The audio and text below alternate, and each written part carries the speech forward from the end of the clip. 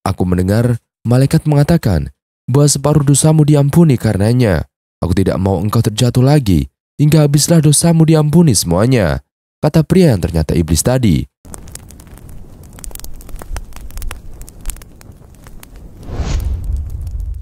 Assalamualaikum warahmatullahi wabarakatuh. Sahabat beriman yang dirahmati Allah Subhanahu wa taala. Ini adalah kisah tentang pria buta yang selalu diantarkan iblis saat pergi sholat berjamaah di masjid. Padahal setan adalah musuh nyata bagi manusia. Dia adalah salah seorang sahabat Nabi Muhammad SAW, yakni yang bernama Abdullah bin Umar bin Suraih. Karena Abdullah bin Umar bin Suraih buta sejak lahir, ia banyak orang memanggilnya dengan nama Abdullah bin Ummi Maktum. Abdullah bin Umar bin Suraih tergolong sebagai pemeluk agama Islam golongan pertama, sehingga dia sering menanggung siksaan dari kaum kafir Quraisy. Namun karena keimanannya yang kuat dan kecintaan kepada Allah Subhanahu wa taala begitu besar, dia tidak pernah menyerah meskipun siksaannya sangat sadis. Namun di balik kebutaannya, Abdullah bin Umar bin Suraih tetap rajin memanfaatkan waktunya untuk belajar Islam. Meskipun dia buta, Abdullah tidak pernah meninggalkan sholat berjamaah di masjid. Pada suatu waktu, Abdullah bin Umar bin Suraih datang menemui Rasulullah SAW. Ia bermaksud minta izin tidak menghadiri sholat berjamaah karena tidak ada yang menuntunnya ke masjid. Wahai Rasulullah, bolehkah saya meminta keringanan untuk tidak mengikuti berjamaah sholat subuh? Kata Abdullah. Apakah engkau mendengar azan? Tanya Rasulullah SAW.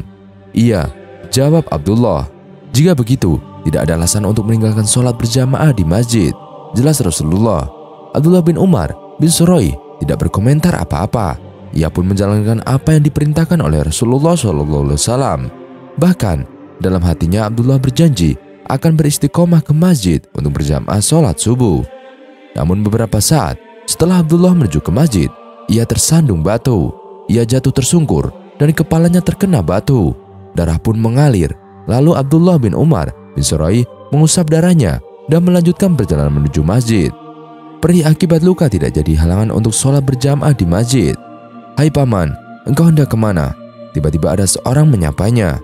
Aku hendak ke masjid, kata Abdullah singkat. Maukah kau aku antar paman? Aku akan menunggumu dan mengantar pulang nanti, kata orang tadi. Terima kasih, jawab Abdullah senang. Abdullah bin Umar bin Suraih bersyukur karena Allah mengirimkan penolong baginya. Sebab tidak hanya hari itu saja orang tersebut menuntunnya ke masjid. Setiap hari orang itu menuntun Abdullah. Bahkan dia menunggui Abdullah dengan sabar hingga selesai sholat, lalu menuntunnya pulang. Abdullah sangat senang karena ada lelaki baik hati yang menolongnya tanpa minta imbalan. Namun anehnya, lelaki itu tidak pernah memberikan tahu siapa sebenarnya dia. Setiap kali Abdullah bertanya, lelaki itu mengelak. Hingga suatu hari, Abdullah bin Umar bin Suraih benar-benar ingin tahu siapa yang menuntunnya. Siapakah namamu wahai fulan? Tanya Abdullah. Paman tidak perlu tahu siapa namaku, kata pria tersebut. Kalau begitu, jangan menolongku lagi. Aku tidak mau ditolong oleh orang yang tidak diketahui namanya, kata Abdullah. Mendengar pernyataan Abdullah, lelaki tadi tampak bingung sebab ia ingin menuntun Abdullah bin Umar bin Suraih setiap hari. Baiklah, sebenarnya aku adalah iblis, kata lelaki itu. Buat apa engkau menolongku? Bukankah pekerjaanmu menghalangi kebaikan? Tanya Abdullah keheranan. Ingatkah engkau saat pergi ke masjid lalu, engkau tersandung batu dan berdarah? Tanya iblis. Iya, aku masih ingat, jawab Abdullah singkat. Aku mendengar malaikat mengatakan bahwa separuh dosamu diampuni karenanya. Aku tidak mau engkau terjatuh lagi hingga habislah dosamu diampuni semuanya, kata pria yang ternyata iblis tadi. Abdullah terkejut. Ternyata lelaki budiman yang menolongnya adalah iblis yang tidak ingin dosa-dosanya dihapus semuanya.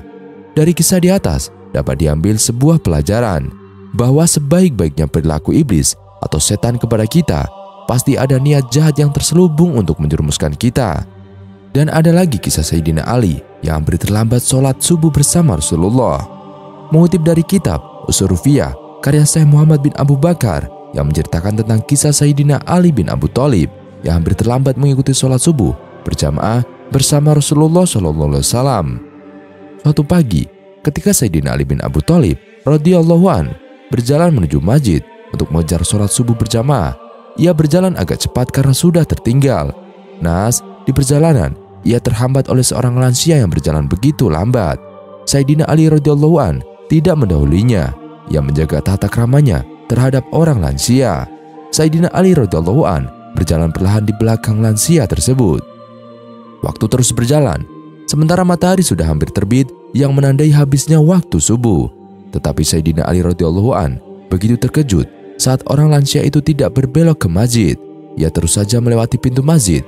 Di situ Sayyidina Ali radhiyallahu an tahu bahwa lansia tersebut non-muslim. Sayyidina Ali radhiyallahu an mendapati Rasulullah SAW berada dalam posisi ruku ketika memasuki masjid. Dengan itu, ia dapat mengejar rakaat subuh. Ketika Sayyidina Ali radhiyallahu an datang, Rasulullah SAW sudah melakukan ruku sekira durasi 2 kali ruku. "Wahai Rasulullah, kau menambah durasi ruku yang belum pernah kau lakukan sebelumnya," tanya sahabat seusai sholat. Ketika ruku dan selesai membaca wirid, sebagaimana biasa, "Subhana rabbiyal azimi, aku ingin bangun." Jibril datang meletakkan sayapnya di atas punggungku. Ketika ia mengangkat sayapnya dari punggungku, baru aku bangun, kata Rasulullah SAW. "Mengapa demikian, wahai Rasulullah?" tanya sahabat. "Aku pun tidak bertanya kepada Jibril," kata Rasulullah SAW. Jibril datang dan menceritakan kepada Nabi Muhammad SAW bahwa Sayyidina Ali radhiyallahu an setengah berlari mengejar sholat jamaah. Di tengah jalan, ia terhambat oleh seorang lansia yang juga sedang berjalan.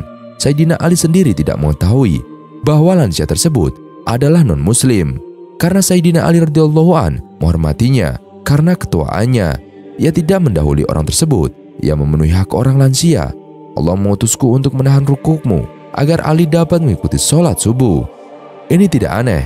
Yang paling aneh adalah Allah memberitakan Mikail untuk menahan sejenak matahari dengan sayapnya demi Ali, kata Jibril kepada Nabi Muhammad SAW. Ini merupakan derajat atas penghormatan kepada lansia meski ia beragama Nasrani, kata Nabi Muhammad SAW kepada sahabat. Wallahu a'lam bishawab. Waktu mengerjakan subuh adalah waktu yang berat dan sulit. Banyak orang muslim membiarkan diri begitu saja, memilih mengistirahatkan dirinya sampai matahari terbit dan meninggalkan sholat wajib. Padahal Rasulullah SAW mengkhususkan sholat mulia ini dengan keistimewaan tunggal dan sifat-sifat tertentu yang tidak terulang pada sholat lainnya. Begitu istimewanya sholat subuh. Lalu, apa yang menghalangi kita untuk menyingkap selimut dan mengakhiri tidur kita untuk melakukan sholat subuh? Bukankah ibadah ini menjadi bagian yang begitu besar dibanding dunia dan seisinya? Salah satu sholat yang begitu berat untuk dilakukan bagi sebagian besar kaum muslim adalah sholat subuh berjamaah. Namun walaupun berat untuk melaksanakannya, sholat subuh berjamaah mempunyai banyak keutamaan yang luar biasa bagi ibadah kita. Sholat yang agung ini benar-benar memiliki daya tarik karena kedudukannya dalam Islam dan nilainya yang tinggi dalam syariat. Banyak sekali hadis yang mendorong untuk melaksanakan sholat subuh dan menyanjung mereka yang menjaganya. Untuk mengetahui secara rinci bagaimana fadilah-fadilah dan kemuliaan sholat subuh, maka mari kita simak video ini dan renungkan penjelasannya sesuai dengan hadis Rasulullah SAW. Antara lain yang pertama, mendapatkan keberkahan. Sholat subuh berjamaah berpeluang untuk mendapatkan berkah dari Allah Subhanahu wa Ta'ala. Rasulullah SAW telah mendoakan kepada umatnya agar mendapat berkah ketika melakukan aktivitas pagi, terlebih aktivitas wajib, dan juga dilaksanakan berjamaah seperti sholat subuh. Ya Allah, berkahilah umatku pada waktu paginya. Hadis riwayat Abu Dawud, Tirmizi, dan Ibnu Majah. Yang kedua, terbukanya pintu rezeki. Diriwayatkan dari Ali bin Abi Thalib radhiyallahu an, selepas sholat subuh, Rasulullah mendapati putrinya Fatimah tengah tertidur. Maka beliau membangunkannya dan mengatakan, "Hai Fatimah, bangun dan saksikanlah rizki Rabbmu, karena Allah membagi-bagikan rizki para hamba antara sholat subuh dan terbitnya matahari." Hadis riwayat Al-Muziri. Firman Allah, "Dirikanlah sholat dan sesudah matahari tergelincir sampai gelap malam, dan dirikanlah pula sholat subuh. Sesungguhnya sholat fajar subuh itu disaksikan oleh malaikat." Quran Surat Al-Isra ayat 78. Yang ketiga, mendapat cahaya yang sempurna pada hari kiamat. Kondisi pada waktu subuh pada umumnya masih gelap. Walau dengan penerangan listrik yang ada dan kadang-kadang minim juga, namun dengan adanya kondisi seperti itulah justru terdapat ganjaran yang begitu besar dan luar biasa dari Allah Subhanahu wa Ta'ala. bagi manusia-manusia yang menuju masjid buat melaksanakan sholat dengan cahaya yang sempurna di hari kiamat kelak. Yang keempat, mendapatkan ganjaran sholat sepanjang malam. Diriwayatkan Muslim dari Utsman bin Affan radhiyallahu an berkata, Rasulullah SAW bersabda, barang siapa yang sholat isya berjamaah, maka seolah-olah dia telah sholat malam selama separuh malam. Dan barang siapa yang sholat subuh berjamaah, maka seolah-olah dia telah sholat seluruh malamnya. Hadis riwayat Muslim. Yang kelima, dijanjikan masuk surga. Semua orang pasti menginginkan tempat kembali yang terbaik, yaitu surga dengan segala kenikmatannya. Dan diriwayatkan dari Abu Musa al-Asy'ari berkata bahwa Rasulullah SAW pernah bersabda, barang siapa yang mengerjakan sholat berdain, yaitu sholat subuh dan asar, maka dia akan masuk surga. Hadis riwayat Bukhari dan Muslim. Nomor 6, jamaah sholat subuh dipersaksikan oleh malaikat. Dalam hadis yang diriwayatkan oleh Abu Hurairah radhiyallahu an, Rasulullah SAW bersabda, malaikat bergantian melihat kalian pada siang dan malam. Para malaikat itu bertemu di sholat subuh dan sholat asar. Kemudian yang bermalam dengan kalian naik ke langit dan ditanya oleh Rob mereka, dan dia lebih tahu keadaan hamba-hambanya. Bagaimana kondisi hamba-hambaku ketika kalian tinggalkan? Para malaikat menjawab, kami meninggalkan mereka dalam keadaan sholat, dan kami mendatangi mereka dalam keadaan sholat. Hadis riwayat Bukhari Muslim. Yang ketujuh, berpeluang mendapatkan pahala haji atau umroh bila berzikir hingga terbitnya matahari. Bisa dibayangkan betapa besar ganjaran pahala yang didapatkan bila memanfaatkan kesempatan tersebut dengan sebaik-baiknya. Dasar dari hal ini adalah keterangan dari Anas bin Malik radhiyallahu an dari Rasulullah SAW yang bersabda, barang siapa yang sholat subuh berjamaah, kemudian dia duduk berzikir kepada Allah hingga matahari terbit, lantas sholat 2 rakaat, maka baginya seperti pahala haji dan umroh yang sempurna, sempurna, dan sempurna. Hadis riwayat Tirmizi. Yang kedelapan, kesempatan untuk melaksanakan sholat sunnah subuh. Kesempatan lain yang bisa didapatkan dengan mengupayakan sholat subuh secara berjamaah adalah sholat sunnah subuh 2 rakaat. Sholat sunnah subuh 2 rakaat ini punya kelebihan tersendiri yang disebutkan dalam hadis. 2 rakaat sholat sunnah subuh lebih baik daripada dunia dan segala isinya. Hadis riwayat Muslim dan Ummul Mukminin Aisyah radhiyallahu anha. Yang kesembilan, keselamatan dari siksa neraka. Keselamatan dari siksa neraka berarti berita gembira tentang masuk surga. Ganjaran ini tentunya berlaku bagi yang melaksanakan sholat subuh secara sempurna atau berjamaah. Mari perhatikan hadis berikut ini. Dari Umar radhiyallahu an berkata, aku mendengar Rasulullah SAW bersabda, tidak akan masuk neraka seorang yang sholat sebelum terbitnya matahari atau sholat subuh dan terbenamnya matahari atau sholat asar. Hadis riwayat Muslim. Yang 10, kemenangan dengan melihat Allah Ta'ala pada hari kiamat nanti. Tentunya hal ini merupakan ganjaran terbesar yang dikaruniakan Allah kepada hambanya.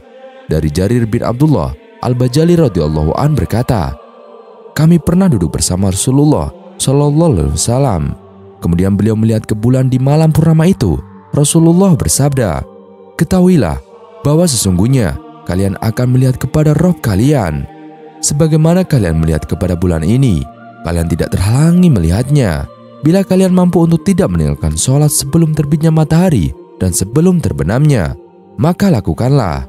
Hadis riwayat Bukhari Muslim. Kesimpulannya adalah, ada 2 waktu sholat yang mempunyai keutamaan dibandingkan dengan sholat wajib lainnya, yaitu sholat subuh dan sholat asar. Menurut pendapat para ulama, 2 waktu tersebut adalah waktu yang sulit.